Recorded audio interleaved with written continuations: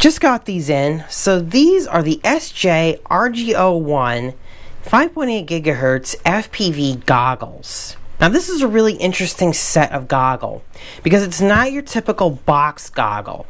It's got individual displays in the optics, and they've also added a lot of features that you would find in more higher grade goggles like Fat Sharks to these. Now I'm not going to say that these are Fat Shark killers. These are in no way even close to being Fat Shark killers, so I'm not going to do that kind of clickbait crap with you. But I am going to give you an honest look at these goggles, and we'll consider the price point and everything else, because these can get you started for under $100, and I think it has a very strong feature set. Now you do get individual optics with a total field of view of 55 degrees, which is really, really high. But the 320 by 240 dual displays, I know that's a really, really low resolution, and you are going to see pixelation in your video. I don't know if I can show you with the camera effectively what this looks like. And it's very, very difficult in the goggles to show the camera here. But that's sort of what your picture is going to look like. It is a Fresnel lens. You can see on the wall here where I have this drone sitting here, you can see that that's a little bit blurry, a little bit pixelated. You can see the fan in the background there is not really a perfect view. Everything's got that look that a Fresnel lens gives you. But at the same time though, you can see the lines in my hand there decently well, I would say. And you can read this text that says professional filter, professional freewell filter. So while I would say that the 320 by 240 resolution is not great at all, and it is definitely one of the lowest resolutions that you can get, believe it or not, this is not unflyable, and we'll talk about that later during the flight review. And speaking of video, I thought it was nice that they included a diversity receiver. That means you got two receivers working to bring you your signal, and you can put different types of antennas on here. Now, I don't know why they did this. They made the antenna type RP-SMA rather than just a regular old SMA. I'm going to zoom in on that. See? It's an RP-SMA connector. And for those of you not aware, the difference between SMA and RP-SMA is basically this. You've got this little pin sticking out in the socket. So you're going to have to get yourself some RP-SMA antennas if you want the best reception, because these are definitely not going to give you the best signal that you can have. But I will say that these were not unflyable, which surprised me. At least not when you're cranking out a very high amount of milliwatts.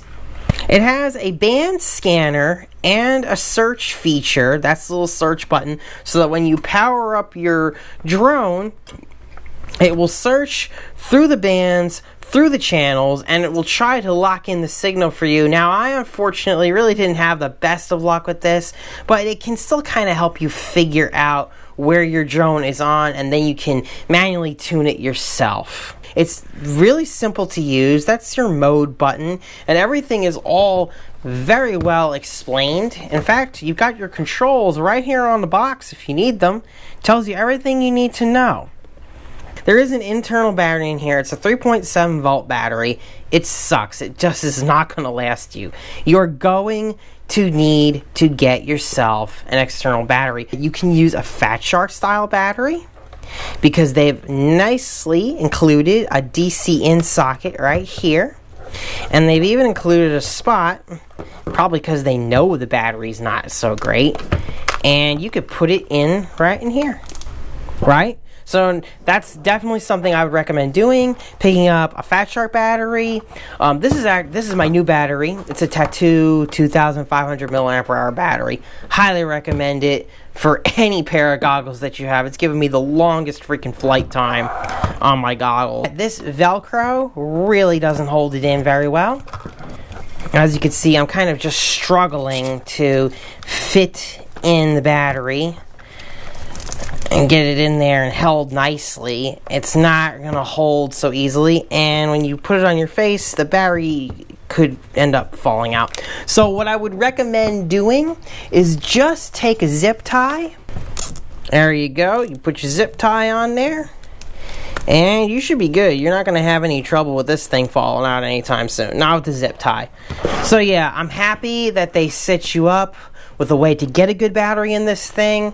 I'm not happy that the battery in it sucks and has such a short amount of actual working time, but that is what it is. And finally is the DVR feature. As you can see, it's got a little micro SD card slot here. You could pop in a micro SD card and record your flights to share them later on. So this is a loaded goggle. I have flown it, and I'm going to take it out today. I'm going to show you guys a little flight with this, and you'll see how it goes. Alright, so I've got the goggles right here. We're out, we're ready to go, all charged up. I've got a couple drones we're going to be using to test the goggles with. The first is the X-Levon X21 AS, and I've got it set to 200 milliwatts, and we're also going to try it with this little tiny whoop at 25 milliwatts, the King Kong Tiny 6, just to get an idea of how these goggles behave with the different power outputs. And I'm going to stick with the stock antennas. Number one, because I don't have any RP-SMA adapters, and number two, I want to see just how do these work out of the box without adding anything to it except for our little battery here that I've got secured with a zip tie. Alright, so I'm getting the goggles on. Let's see if you can see inside here a little bit just to see what it looks like. So that's the kind of view you should expect to see with these goggles. Alright, so to get our video recording going, you're going to want to hold down the little, you're going to want to press the power button once, then press it again, and then hold down the mode button at the main screen, and then you've got a recording little ticker in the upper left hand corner. And if you want to get that to stop, all you have to do is hold down that mode button again for about 2 seconds, and then it stops taking your video. I do need to stress that the photo that I'm showing you now, the video that I'm showing you now, big screen here, is not what you are going to be seeing in the goggles. It's actually better. This goggle is taking the raw video feed and giving it to you in the best possible quality and writing it onto there. But what I see is not the same as what you see, even though it's very close. Like, for example, I'm looking here at these trees, initial judgment. That tree, it's very hard to see where some of the branches are. I'm not seeing a whole lot of detail. I can see the clouds quite well. I can see, let's see, I can see that that's a light pole in the distance there. So it's a little sketchy, but I know this area. I know how to fly it. So I'm not really worried about running into anything. We'll see what happens. So I'm going to go ahead and power up my drone.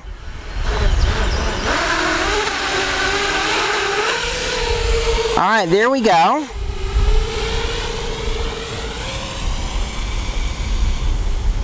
So far, notice that I'm using these antennas, and my breakup is very minimal out here.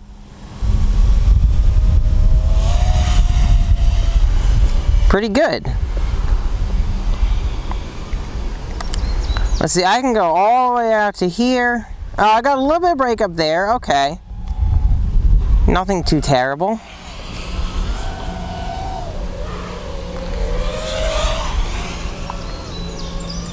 Just gonna do some gentle cruising, try to figure out.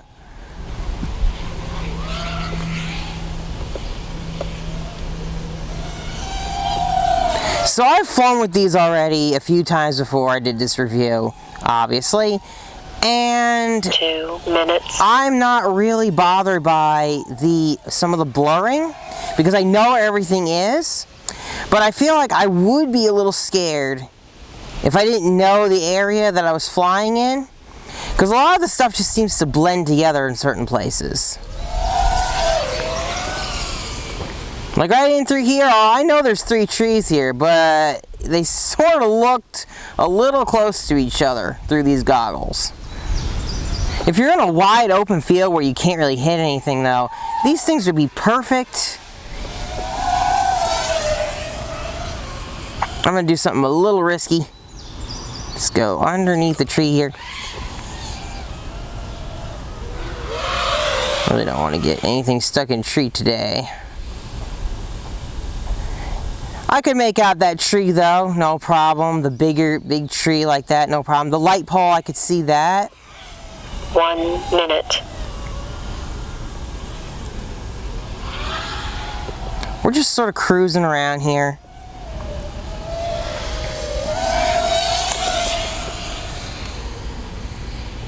I'm not sure how I feel about the ebb and flows, the propellers that I have on here right now. I'm not really pushing things hard.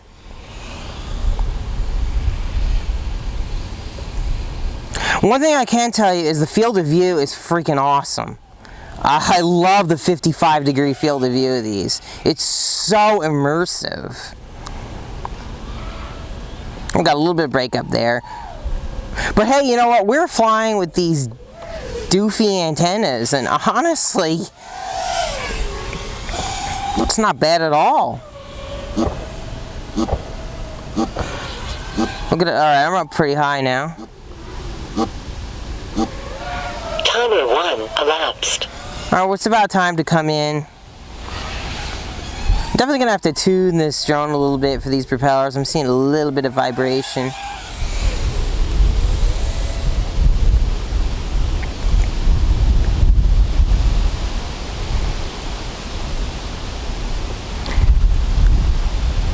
But yeah, I would say, I mean, I could see this path clear. I can definitely see that there's a light pole there once again.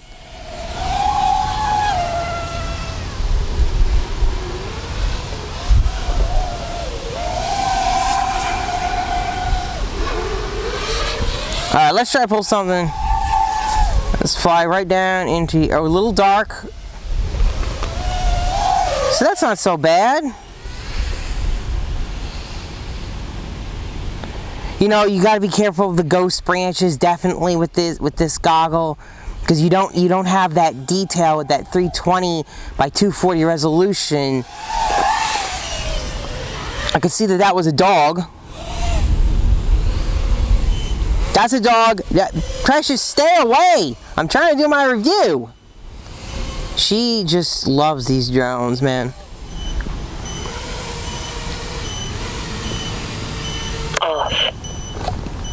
Alright, so let's give this little tiny whoop a try. Okay, so now keep in mind, this one is only 25 milliwatts compared to the 200 milliwatts that we had on the Exelvon, so it's not going to fly as far in general. Echo mode.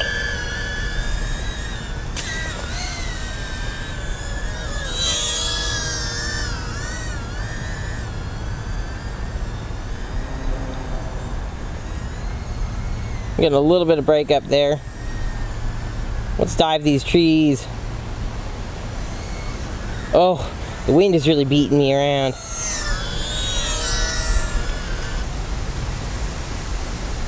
So yeah, with a little bit of a lower output power, I am seeing with these antennas not the greatest range in the world.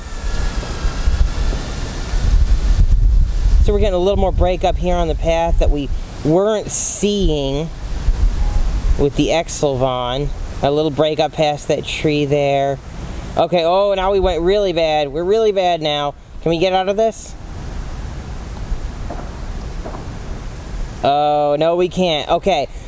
Alright, see? I got it back. So, what did we learn? As you can see, if you're doing 200 milliwatts or above and you're flying within 500 feet, or with the kind of obstacles that are out here, like trees and whatnot, you're going to be just fine with this pair of goggles. Really no trouble at all. In fact, I would say you probably don't have to upgrade the antennas unless you really want to have absolutely like little to no breakup out there. So I'm actually surprised at the performance of these things with these antennas, but 200 milliwatts is a quote-unquote a lot of power.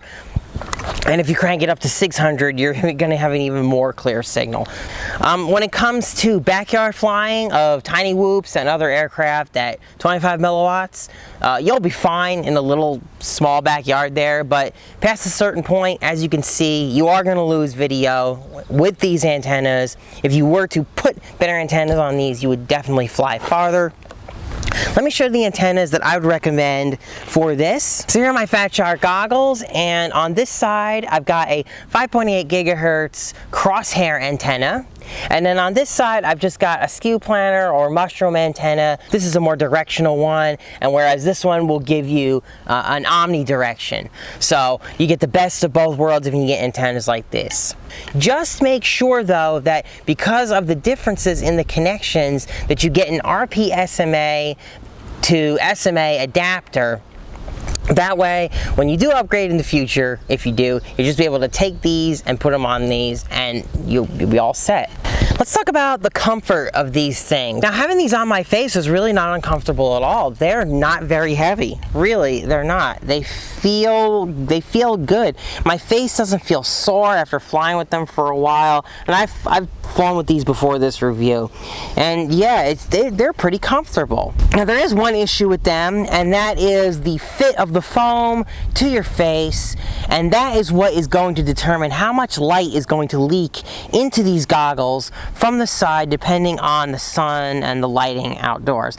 Now for me, it seems like I don't have any light leak up here in the top because my face just seems to, I guess, conform to it pretty well. But right here in the side, these corners here, lower corners, I'm getting a bit of light leak, and I really can't show that to you on camera because you would have to literally be in these goggles with me to see what I'm talking about. But the light leak is not anything that is a killer for me. I can deal with it. You definitely get it to go away. Maybe if it was tighter on your face. I'm pushing it really hard on my face right now, and it looks like I don't see much of any light leak at all now, so maybe they just need to be a little tighter, but then now you're having them press harder on your face, and that's not something I like. So yeah, the foam is not perfect, but the light leak is not something that would stop me from flying with these goggles at all. As I was saying before, the 55-degree field of view is extremely immersive in these things. Going from a 40-degree field of view on my Fat Sharks to something like 55, you know, the HD2s have a 50-degree field of view on the Fat Sharks, so this is 55. That's pretty crazy. Extremely, extremely immersive. I do wish that there was less immersion for more detail in what you're seeing, but again, if you know your area, you're not going to have trouble with running into anything. All right, so I think that's it. I think I've showed you guys everything that I wanted to about these goggles, and I hope that you found this review informative. Please let me know if you have any questions or comments below. Leave them down there and I'll try to get back to you. If you like this video, please drop a like on it. If you didn't like it, you know where that button is. And as always, have a great day, guys. I'm gonna go flying.